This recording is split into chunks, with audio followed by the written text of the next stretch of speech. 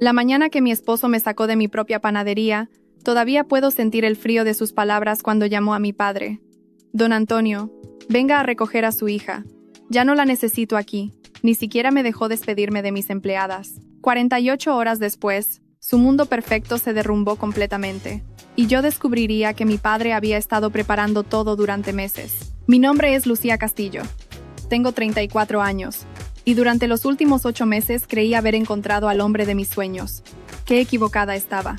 Todo comenzó en septiembre, durante la Feria del Pan Artesanal en Coyoacán. Yo había asistido representando mi negocio, La Casita del Pan, una panadería boutique que mi padre me había ayudado a establecer 4 años atrás, cuando decidí independizarme del restaurante donde trabajaba como repostera principal. El local ocupaba una esquina privilegiada en La Condesa, 180 metros cuadrados con un horno de leña artesanal que yo misma había diseñado, vitrinas de madera tallada, y ese aroma a pan recién horneado que atraía clientes desde 3 calles a La Redonda. Era mi orgullo, mi refugio, mi identidad.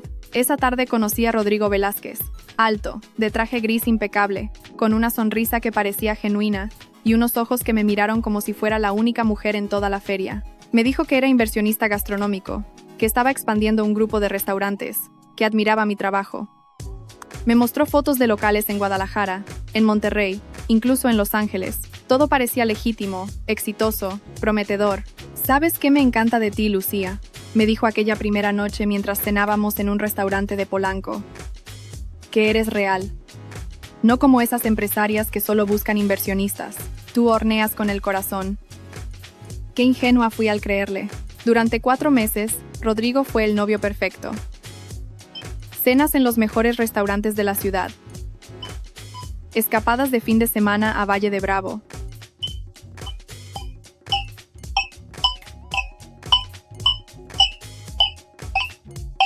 Arreglos de flores entregados en mi panadería sin razón aparente. Me presentó a su madre, doña Carmen, una mujer de 62 años, con una sonrisa dulce que ocultaba algo que entonces no supe identificar. Era viuda, me contó Rodrigo. Y dependía mucho de él emocionalmente. Mi madre ha sufrido tanto desde que papá nos dejó, me decía. Eres la primera mujer que realmente le agrada. Por favor, ten paciencia con ella. Y yo la tuve. Cuando doña Carmen criticaba que mis uñas siempre tenían restos de harina, yo sonreía. Cuando sugería que debería vestirme más elegante y menos como cocinera, asentía. Cuando comentaba que las mujeres exitosas en los negocios a menudo descuidaban su feminidad, respiraba hondo y cambiaba de tema. Mi padre, Antonio Castillo, no estaba convencido. Papá era una leyenda en el mundo de la gastronomía mexicana. Había sido dueño de 3 restaurantes exitosos en la Ciudad de México antes de retirarse a los 63 años. Era un hombre observador, meticuloso, que jamás dejaba nada al azar. Lucía, hija, me dijo una tarde en su departamento de Polanco mientras tomábamos café en su terraza. ¿Has investigado realmente los negocios de Rodrigo? ¿Has visitado alguno de esos restaurantes que dice tener? Papá, no todos somos desconfiados como tú, le respondí, quizás demasiado a la defensiva. Rodrigo es un buen hombre, me quiere. Mi padre me miró por encima de sus lentes con esa expresión que siempre me hacía sentir como si pudiera leer mis pensamientos. El amor verdadero se construye sobre la honestidad, Lucía, no sobre promesas bonitas y gestos caros. Pero eres adulta. Solo ten cuidado. Debí haberlo escuchado. A los 5 meses de relación, Rodrigo propuso matrimonio. Fue en la azotea de mi panadería, al atardecer, con el ángel de la independencia brillando a lo lejos. El anillo era espectacular. Un diamante de 2 quilates engarzado en oro blanco. Dije que sí sin dudarlo, con lágrimas de felicidad bajando por mis mejillas. Quiero que nos casemos pronto, me dijo abrazándome. No tiene sentido esperar cuando sabemos que esto es para siempre, ¿verdad? 3 meses después estábamos frente al altar de una pequeña iglesia en San Ángel. Fue una boda íntima, solo 35 invitados, tal como yo quería. Mi padre me acompañó al altar, pero noté algo extraño en su expresión. No era la alegría que esperaba ver, sino algo más parecido a la resignación. ¿Estás segura, hija?, me susurró antes de entregarme a Rodrigo. Completamente, le respondí, apretando su brazo. No sabía que esa sería una de las últimas conversaciones tranquilas que tendríamos en mucho tiempo. La luna de miel en Cancún fue perfecta. 8 días de playa, atardeceres y promesas de futuro. Rodrigo hablaba de expandir mi panadería, de abrir sucursales, de construir una cadena familiar. Yo soñaba despierta con una vida llena de amor y éxito profesional. Pero algo cambió en el vuelo de regreso a la Ciudad de México. Rodrigo estaba inusualmente callado, revisando su teléfono constantemente con el ceño fruncido. Cuando le pregunté si todo estaba bien, me dio una respuesta vaga sobre problemas con un proyecto en Monterrey. Nada de qué preocuparse, amor, me dijo besando mi frente. Solo asuntos de negocios. Al llegar a nuestro departamento, ese hermoso espacio de 140 metros cuadrados en la Roma Norte que habíamos rentado juntos, Rodrigo se disculpó diciendo que necesitaba trabajar en su oficina. Regresó pasada la medianoche oliendo a tequila y con ojeras. Los días siguientes fueron similares. Rodrigo salía temprano, volvía tarde, y cuando estaba en casa, parecía distraído, irritable. Cuando intentaba hablar con él, me decía que yo no entendía la presión de manejar inversiones. No todas podemos tener una panaderita regalada por papá. Soltó una noche con un tono que me heló la sangre. Algunas personas tenemos que pelear de verdad por el éxito. Me quedé paralizada. Era la primera vez que usaba ese tono conmigo. Rodrigo, yo trabajé años antes de abrir mi panadería. Mi padre solo me ayudó con todo, me interrumpió. Con el local, con los contactos, con los proveedores, con tu reputación. ¿Crees que serías alguien sin el apellido Castillo? Esa noche lloré en el baño, confundida y herida. Al día siguiente, Rodrigo se disculpó con flores y un regalo. Un collar de Tiffany que probablemente costó más de 30,000 pesos. Perdóname, mi amor. Estoy estresado con el trabajo. Nunca debí hablarte así. Y yo, como tonta, le perdoné. Una semana después, Rodrigo llegó a la panadería con una carpeta de documentos y una expresión seria. Lucía, necesito hablar contigo de algo importante, dijo cerrando la puerta de mi pequeña oficina. Mi asistente Marisol nos miró con curiosidad antes de volver al mostrador. ¿Qué pasa?, pregunté sintiendo un nudo en el estómago. Mi empresa está en una fase de expansión delicada. Para asegurar un préstamo importante del banco están pidiendo más garantías. Es una oportunidad enorme, amor. Un proyecto de 40 millones de pesos en la Riviera Maya, pero necesito mostrar más activos a mi nombre. Me mostró documentos bancarios, proyecciones financieras, renders de un complejo gastronómico impresionante. Todo parecía profesional, legítimo. ¿Y qué tiene que ver conmigo?, pregunté, aunque algo en mi interior ya sabía la respuesta. La panadería, Lucía. Si la pusiéramos a nombre de los dos, técnicamente a mi nombre como cabeza de familia, el banco vería más solidez en mi posición. Es solo temporal, solo para asegurar el préstamo. Una vez que el proyecto arranque, la devolvemos a tu nombre. Ni siquiera te darás cuenta. Algo no se sentía bien. Recordé las palabras de mi padre, su insistencia en que investigara. Rodrigo, no sé. La panadería es mi trabajo, mi identidad. ¿No hay otra forma? Su expresión cambió. La calidez desapareció, reemplazada por algo frío, calculado. Lucía, somos esposos. Se supone que debemos apoyarnos mutuamente. ¿O tu apellido es más importante que nuestro matrimonio? No es eso. Entonces, ¿qué es? ¿No confías en mí? Su voz subió de volumen. Después de todo lo que hemos construido juntos, ¿dudas de mí? Me sentí acorralada, culpable por dudar, confundida por la presión. En ese momento, doña Carmen apareció en la panadería sin avisar, como si su llegada hubiera sido orquestada. «Ay, Lucía, hija», dijo con esa voz melosa que ahora reconozco como manipulación pura. Los matrimonios se construyen sobre la confianza. Mi Rodrigo nunca te haría daño. Es solo un papel. Un trámite. ¿Tan difícil es apoyar a tu esposo? Entre los dos me convencieron.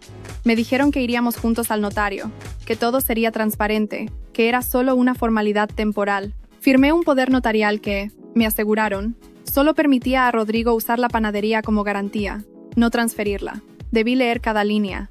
Debí consultar con un abogado. Debí llamar a mi padre, pero no lo hice.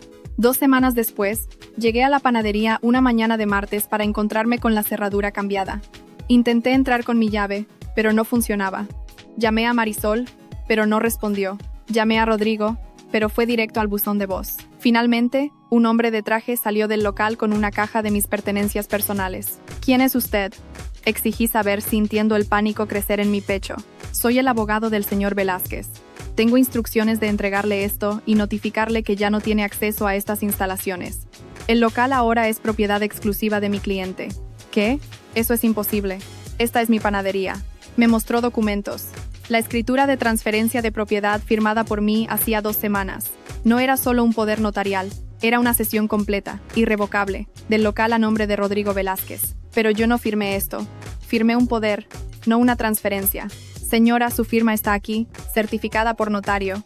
Si tiene alguna objeción legal, le sugiero que consulte con su propio abogado. Me entregó la caja y cerró la puerta en mi cara. Llamé a Rodrigo inmediatamente, con las manos temblando tanto que apenas podía sostener el teléfono. ¿Sí? Su voz sonaba fría, distante. Rodrigo, ¿qué hiciste? Me sacaron de mi panadería. Dicen que la transferí a tu nombre, pero yo nunca. Lucía, me interrumpió con un suspiro exagerado. No seas dramática. Necesitaba el local para mis operaciones. Tu pequeña panadería artesanal ya no era rentable de todos modos. Ahora será parte de mi portafolio de inversiones. Es un mejor uso del espacio. ¿Mejor uso? Rodrigo, ese es mi negocio. Mi trabajo de 4 años. Era tu negocio. Ahora es mío. Legalmente, irrefutablemente mío. Y no hay nada que puedas hacer al respecto. Voy a llamar a la policía. ¿Vas a hacer qué? ¿Reportar que firmaste documentos legales que ahora lamentas? Lucía, tengo todo certificado. El notario validó tu firma. Dijiste que entendías lo que firmabas. No hay fraude aquí. Solo una esposa que apoyó a su marido y ahora se arrepiente. No podía respirar. La calle de la Condesa giraba a mi alrededor. Gente pasaba ajena a mi mundo colapsando. ¿Por qué, Rodrigo? ¿Por qué me hiciste esto? Hubo una pausa, y luego una risa. Una risa fría que nunca le había escuchado. ¿Por qué? Porque podía. Lucía. Porque eras tan predecible, tan confiada, tan desesperada por creer en el cuento de hadas. Una rica heredera ingenua, con un padre exitoso, y un negocio regalado. Eras el blanco perfecto, pero dijiste que me amabas. Y tú lo creíste. Esa es la diferencia entre tú y yo, Lucía. Yo entiendo que los negocios son negocios. El amor es para las telenovelas. Necesitaba un activo para salvar mis deudas. Tú lo tenías. Fin de la historia. No te vas a salir con la tuya, susurré con lágrimas bajando por mis mejillas. Ya me salí con la mía. Ah, y una cosa más. No vuelvas al departamento. Ya cambié las cerraduras ahí también. Tus cosas están con el portero. Recógelas antes del viernes o las regalo. ¿Qué? Rodrigo, no puedes. Pero la línea ya estaba muerta. Me quedé ahí, en medio de la banqueta, con una caja de mis pertenencias personales en los brazos mientras mi vida se desmoronaba. Gente pasaba tomando fotos de los edificios Art Deco. El sol brillaba. La ciudad seguía moviéndose como si nada hubiera pasado. Pero mi mundo acababa de terminar. No sé cuánto tiempo estuve ahí parada. Tal vez 10 minutos. Tal vez 30. Finalmente, mis piernas se movieron automáticamente hacia el único lugar seguro que conocía. La casa de mi padre. Papá vivía en un penthouse en Polanco, un área tranquila llena de embajadas y residencias elegantes. Cuando llegué, su ama de llaves, Rosario, abrió la puerta y casi grita al verme. ¡Ay, Dios mío, niña Lucía! ¿Qué le pasó? Debía verme terrible.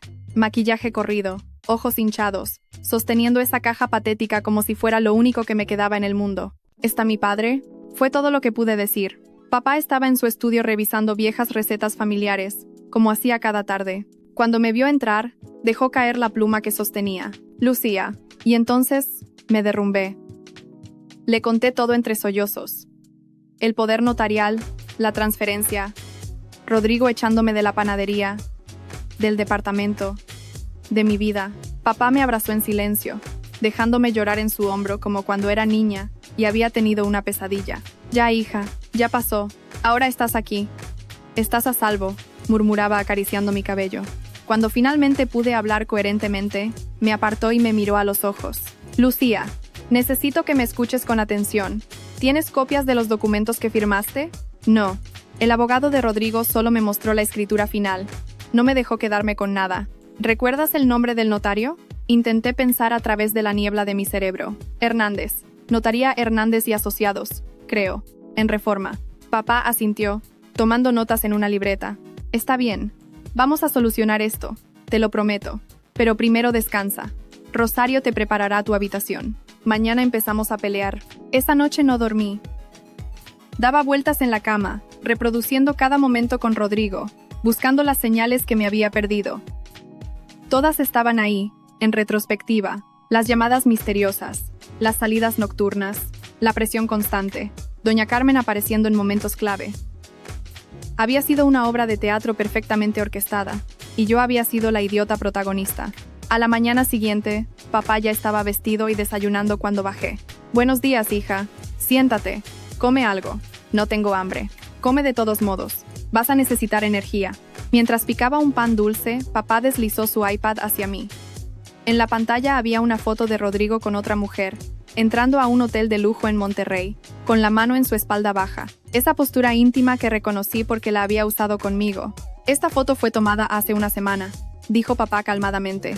La mujer es Valentina Garza, heredera de una fortuna inmobiliaria de Nuevo León. Están comprometidos. Han estado comprometidos durante 2 años, según mis fuentes. El pan se me cayó de las manos. ¿Qué? Rodrigo Velázquez es un estafador profesional, Lucía. Esto no fue personal. Es su modo de operar. Se casa con mujeres que tienen negocios. Las convence de transferir propiedades a su nombre y luego desaparece.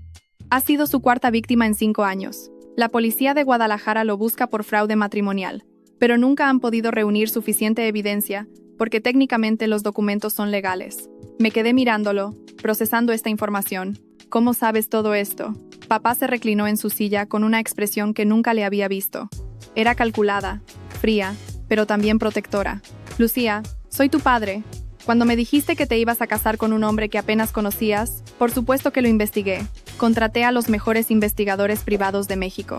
Descubrieron todo esto hace 3 meses. ¿Y no me dijiste? Mi voz subió. ¿Podrías haberme advertido? ¿Podrías haber detenido todo esto? Lo intenté, hija. Te advertí que tuvieras cuidado, que investigaras. Pero estabas enamorada. No me habrías escuchado. Si te hubiera mostrado esta evidencia antes de la boda, habrías pensado que era un padre controlador, que no confiaba en tu criterio. Tal vez hasta te habrías alejado de mí para defender a Rodrigo. Tenía razón, lo sabía. Si papá hubiera llegado con acusaciones contra Rodrigo antes de la boda, yo lo habría defendido.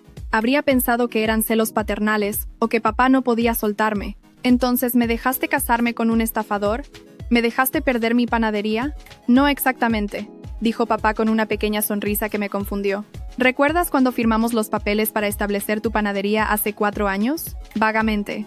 Fueron muchos documentos legales. Entre esos documentos había una cláusula especial que redacté personalmente.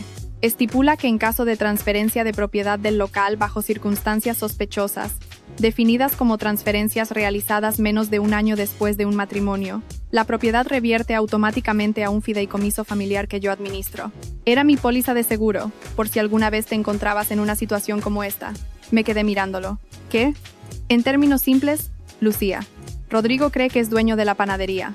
Legalmente, en este momento, lo es. Pero en exactamente 48 horas, la cláusula de reversión se activará automáticamente. La panadería pasará a ser propiedad del fideicomiso familiar Castillo y Rodrigo quedará sin nada. Pero, ¿cómo es posible?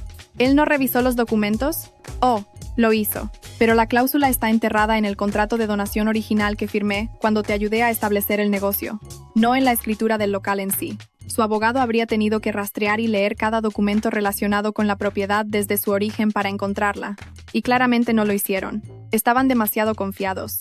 Una parte de mí estaba aliviada, casi eufórica, pero otra parte estaba furiosa. ¿Por qué no me dijiste nada de esto? ¿Por qué dejar que sufriera?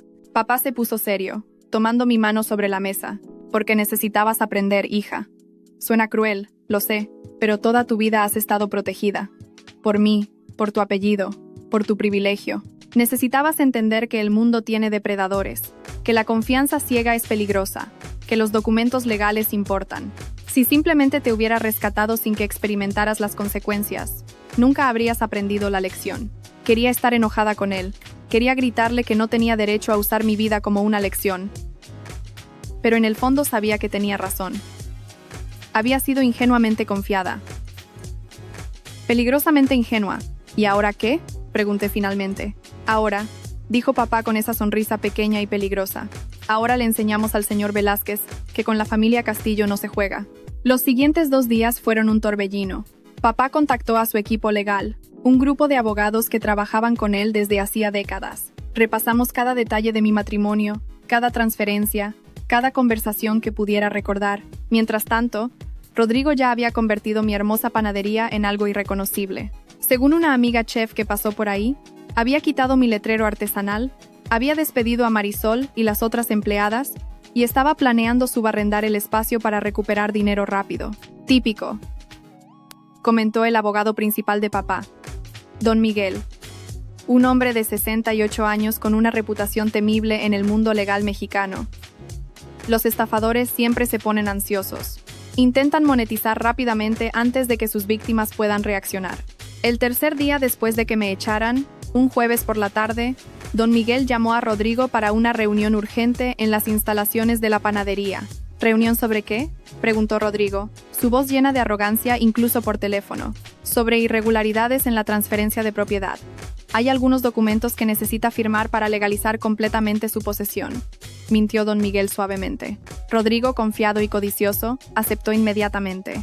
Papá, don Miguel, yo y 2 abogados más llegamos a la panadería a las 5 de la tarde. Rosario había insistido en que me vistiera apropiadamente, así que llevaba un traje sastre negro, tacones y el cabello recogido en un moño impecable. Quería verme fuerte, profesional, nada como la mujer rota que había sido hacía 3 días. Cuando entramos, Rodrigo estaba sentado detrás de lo que había sido mi escritorio, con los pies sobre la mesa, hablando por teléfono. Doña Carmen estaba ahí también, sentada en el sillón que yo solía usar para reuniones con proveedores, bebiendo un café de máquina.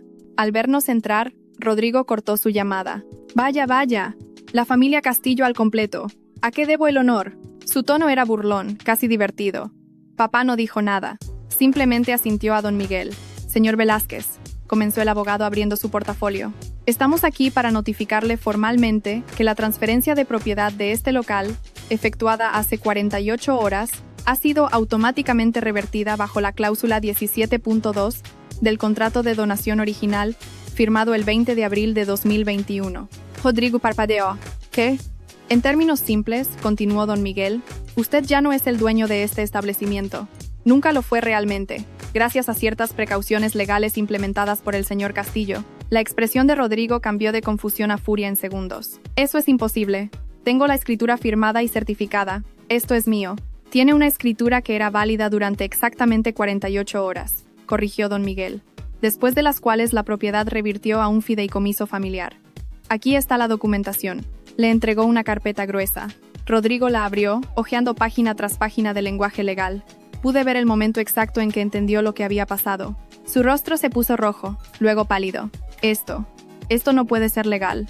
Oh, pero lo es, dijo papá, hablando por primera vez. Su voz era calmada, casi amable. Verá, señor Velázquez, cuando uno tiene 45 años de experiencia en el mundo de los negocios gastronómicos en México, aprende a proteger sus activos. Y más importante, aprende a proteger a su familia. Esto es fraude. Voy a demandarte. Por favor, inténtelo, respondió papá con una sonrisa. Tengo el mejor equipo legal del país. Más importante, tengo la verdad de mi lado. Usted, por otro lado, tiene un historial de fraude matrimonial en 4 ciudades mexicanas, contratos falsos y evidencia fotográfica de su compromiso simultáneo con otra mujer mientras estaba casado con mi hija. Rodrigo se quedó callado, procesando. Ah, ¿pensó que no lo sabíamos? Papá se acercó al escritorio. Señor Velázquez, lo investigué desde el momento en que tocó a mi hija. Sé sobre Guadalajara, sé sobre Tijuana, sé sobre Querétaro, sé sobre Valentina Garza. Sé que su empresa de inversiones es una fachada con más deudas que activos. Sé que su madre... Miró a doña Carmen, que se había puesto muy pálida. Ni siquiera es su madre, ¿verdad? Intervine yo, usando información que papá me había dado esa mañana. Es su tía, viuda sin recursos, que usted reclutó para hacer el papel de madre preocupada y ganar simpatía. Doña Carmen se levantó rápidamente. Yo no sé de qué hablan. Señora, dijo don Miguel firmemente, tenemos declaraciones juradas de sus 3 víctimas anteriores identificándola como cómplice. A menos que quiera añadir perjurio a su lista de delitos, le sugiero que guarde silencio. Rodrigo se levantó bruscamente, tirando la silla. No pueden probar nada.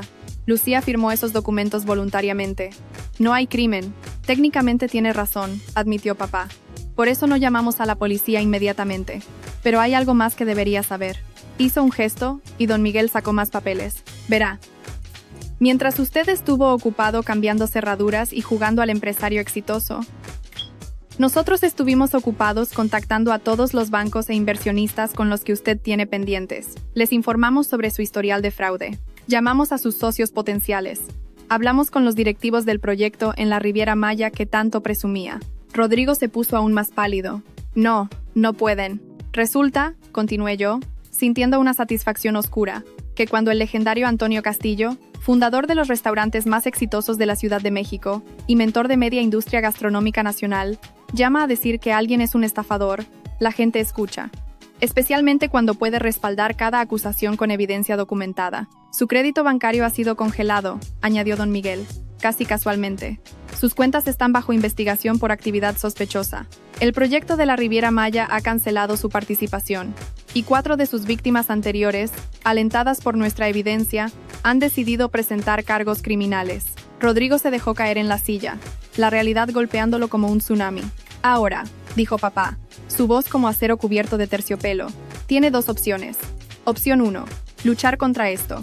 Gastar dinero que no tiene en abogados que no pueden ganar. Pasar los próximos años en juzgados mientras su reputación y sus finanzas se desintegran completamente. Posiblemente terminar en prisión cuando todas las denuncias se acumulen. Hizo una pausa para dejar que eso calara. Opción 2. Firmar estos documentos de divorcio que mis abogados han preparado tan amablemente. En ellos, usted renuncia a cualquier derecho sobre cualquier activo de Lucía, admite que la transferencia de propiedad fue obtenida bajo falsos pretextos y acepta nunca más contactar a ningún miembro de la familia Castillo. A cambio, no presentaremos cargos criminales adicionales y le daremos 72 horas para salir de la Ciudad de México antes de que hagamos públicas todas nuestras evidencias. Eso es chantaje, susurró Rodrigo. Eso, corrigió papá, es misericordia, más de la que usted le mostró a mi hija cuando la echó de su propio negocio como si fuera basura. El silencio que siguió fue absoluto. Podía escuchar el tráfico de la Condesa afuera, el tic-tac del reloj en la pared, mi propia respiración. Finalmente, con manos temblorosas, Rodrigo tomó la pluma y firmó los documentos. Mientras lo hacía, lo observé. Este hombre que había sido mi esposo, que había compartido mi cama, que había jurado amarme eternamente, ahora lo veía claramente por primera vez. Un hombre pequeño, codicioso, desesperado. No había amor en su corazón, ni siquiera verdadero talento para los negocios, solo una capacidad parasitaria para identificar y explotar la bondad de otros. Sentí pena, no por él, sino por la mujer que había sido hacía una semana, la mujer que creía en cuentos de hadas y finales felices fáciles. Cuando terminó de firmar, don Miguel recogió los documentos. Tiene 72 horas, señor Velázquez. Le sugiero que las use sabiamente. Rodrigo y doña Carmen salieron sin decir palabra, derrotados, humillados. Cuando la puerta se cerró detrás de ellos, mis piernas se debilitaron. Papá me sostuvo, abrazándome.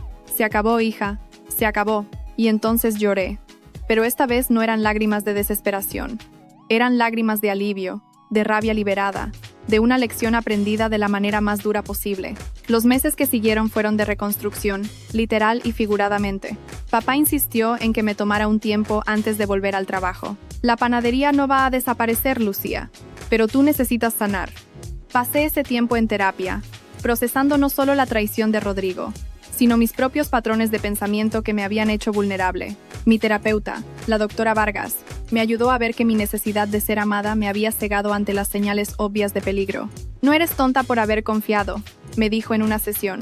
Eres humana, pero ahora tienes la oportunidad de aprender a confiar sabiamente. Volví a la panadería 4 meses después. Marisol, mi asistente, había aceptado regresar con la ayuda de papá, quien mantuvo todo funcionando. Lloramos juntas cuando nos reencontramos. Sabía que algo estaba mal con ese hombre, me dijo, pero no era mi lugar decirlo. La próxima vez, le dije firmemente, dilo de todos modos. Reconstruir mi negocio fue más fácil de lo esperado. Resulta que la historia de cómo la familia Castillo había desenmascarado y derrotado a un estafador matrimonial se había extendido por la comunidad gastronómica. Lejos de arruinar mi reputación, me había dado una nueva, la panadera que no se deja vencer. Los clientes llegaron, buenos clientes con pedidos grandes. Algunos explícitamente me dijeron que admiraban mi fuerza para superar la adversidad.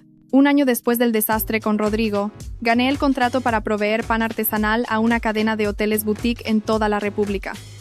Era mi proyecto más grande hasta la fecha, y lo hice completamente por mérito propio.